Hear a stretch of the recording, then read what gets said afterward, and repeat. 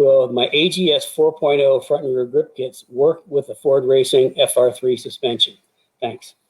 Okay, I'm going to say, will it work? Yes. In the back, though, you're going to throw the rear sway bar away. Because with the rear grip kit, we don't use the rear sway bar. We take care of that with geometry. The thing, though, that you're going to be lacking is you're not going to have a lot of spring rate. And for those who've been watching for a while know I'm crazy about spring rates.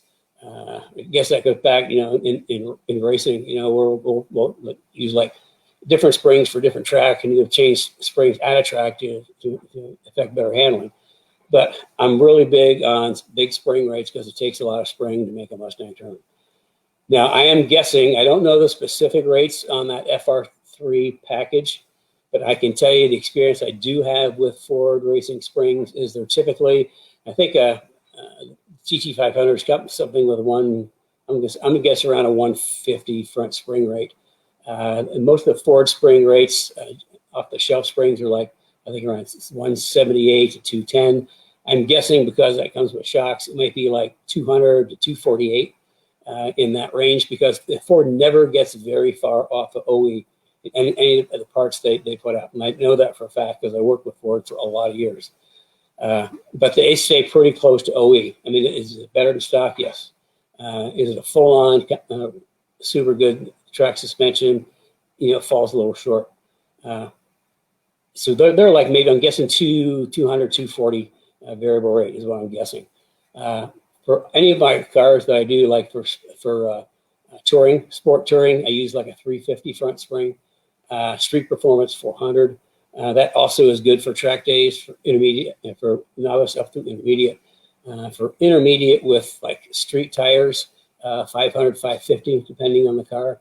And then for the serious track guys, 650 front.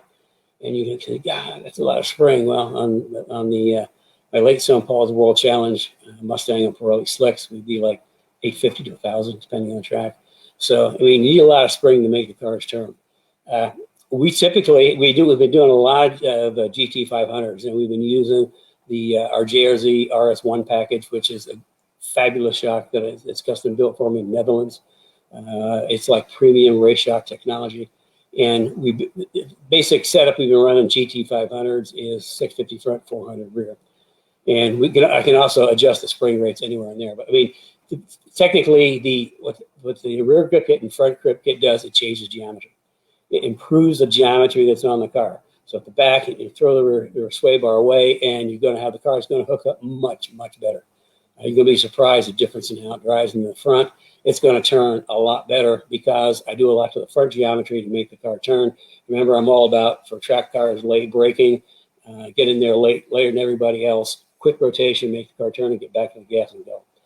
So it will work. To make it really work well, I'd suggest at some point thinking about a spring and shock upgrade. But as far as basically, yeah, put it on. It's going to make a world of difference in how the car drives.